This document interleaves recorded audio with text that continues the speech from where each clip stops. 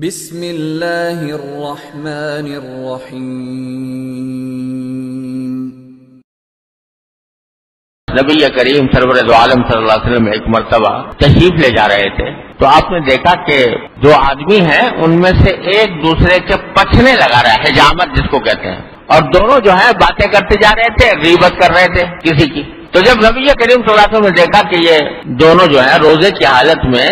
یہ غیبت کر رہے ہیں تو آپ نے فرمایا کہ یہ دونوں جو ہے ان کا روزہ ٹوٹ گیا۔ اب روزہ ٹوٹنے کے معنی یہ نہیں کہ وہ روزہ ہوا نہیں، یعنی اگر قانونی اعتبار سے دیکھا جاؤ تو روزہ ہو گیا، کیونکہ غیبت کرنے سے روزہ اس معنی میں نہیں ٹوٹتا کہ اس کی قضا واجب ہو جائے یا اس کے اوپر کفارہ آ جائے، لیکن روزہ ٹوٹ گیا کے معنی یہ ہے کہ روزے کا جو اصل مقصد تھا وہ حاصل نہیں ہوا۔ روزہ جس کام کے لیے رکھا گیا تھا کہ اللہ تعالیٰ کی ناراضی سے بچا جائے وہ کام نہ ہوا، تو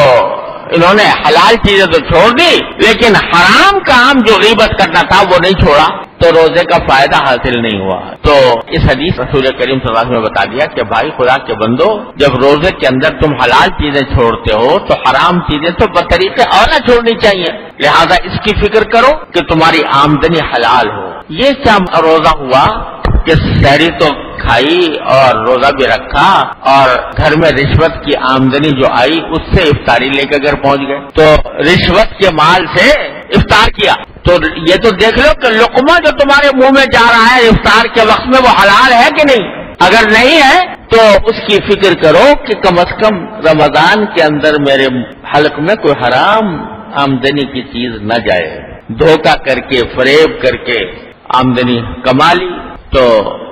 اس سے افطار کرو گے، اس سے سحریاں کھاؤ گے، اس سے روزے رکھو گے۔ دوسری بات کہ بھائی جب تقوی حاصل کرنا ہے اس رمضان کے مہینے میں، جیسا کہ اللہ تعالیٰ نے فرمایا، تو اس بات کا عہد کرو کہ اپنی آنکھوں کو، اپنی زبان کو، اپنے کانوں کو، اپنے ہاتھوں کو قابو میں رکھیں گے۔ آنکھ سے کوئی گناہ نہیں ہوگا،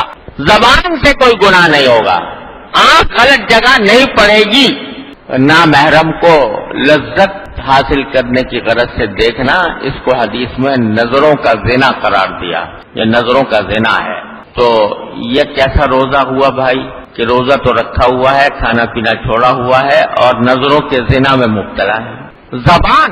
اللہ تعالیٰ نے ایک نعمت عطا فرمائی ہے، جتنی چاہو نیکیاں اس سے کما سکتے ہو، ایک مرتبہ سبحان اللہ کہہ لو تو میزان عمل کا پلہ بھر جاتا ہے، ایک مرتبہ سبحان اللہ کہنے۔ لیکن یہی زبان جب مجلس میں بیٹھے دو چار آدمی جمع ہیں، اس میں غیبتیں شروع ہو گئیں، دوسروں کا تذکرہ آ گیا اور تذکرے کے اندر دوسروں کی غیبتیں شروع ہو گئیں، اور غیر ذمہ دارانہ گفتگو، یعنی ایسی بات کہ جس کی تحقیق نہیں منہ سے نکال دی، بلا تحقیق ایک خبر دے دی آپ نے دوسروں کو بلا وجہ جو حقیقت میں غلط۔ تو حدیث میں آتا ہے کہ جب کوئی شخص ایسا کرتا ہے، ایسا جھوٹ بولتا ہے تو بدبو پھیل جاتی ہے پوری اس کی۔ تو بے تحقیق باتیں، بے تحقیق افواہیں پھیلانا، کسی پر الزام لگانا، کسی پر بہتان لگانا، کسی سے ایسا جملہ کہنا جس سے اس کا دل ٹوٹ جائے، یہ زبان کے گناہ ہیں۔ تو رمضان کے اندر کم از کم اپنی زبان کو قابو میں رکھنے کے لیے اس کے اوپر بند لگائیں کہ بلا ضرورت بولیں گے ہی نہیں۔ جب بلا ضرورت بولنے کی عادت پڑتی ہے تو یہ سب چیزیں نکل جاتی ہیں، جھوٹ بھی نکل جاتا ہے، غیبتیں بھی ہو جاتی ہیں، بہتان بھی ہو جاتا ہے، اور خدا جانے کن کن بلاؤں میں انسان مبتلا ہو جاتا ہے۔ تو طے کر لیں کہ رمضان کے مہینے میں باتیں ہی کم کریں گے۔ ارے ایک ہی مہینہ تو ہے، تھوڑا سا اپنے آپ کو قابو میں کر کے گزار لو۔ آنکھوں کی حفاظت، زبان کی حفاظت، کہ اس زبان سے نہ جھوٹ نکلے گا، نہ غیبت ہوگی، نہ کسی کی دل آزاری ہوگی۔ حدیث میں رسول کریم صلی اللہ علیہ وسلم نے فرمایا کہ اگر کوئی تمہارے سے لڑائی کرنے لگے روزے کی حالت میں تو عام حالات میں تو یہ حکم ہے جتنا اس نے تمہارے ساتھ زیادتی کی تم بھی اتنی ہی کر سکتے ہو بدلہ لینے کے لیے، لیکن حضور اقدس صلی اللہ علیہ وسلم فرماتے ہیں کہ رمضان میں اگر کوئی تم سے لڑائی کرے تو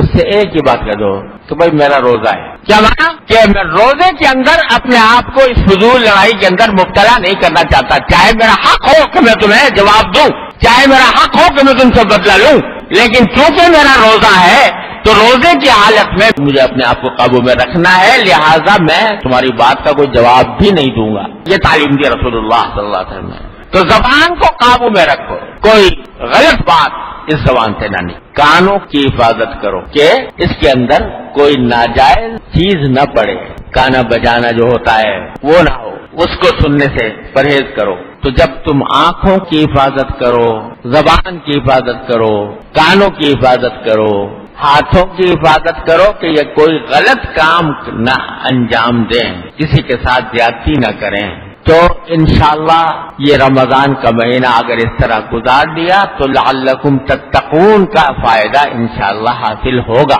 دل میں تقوی کی شمع دل میں جلے گی انشاءاللہ تعالی.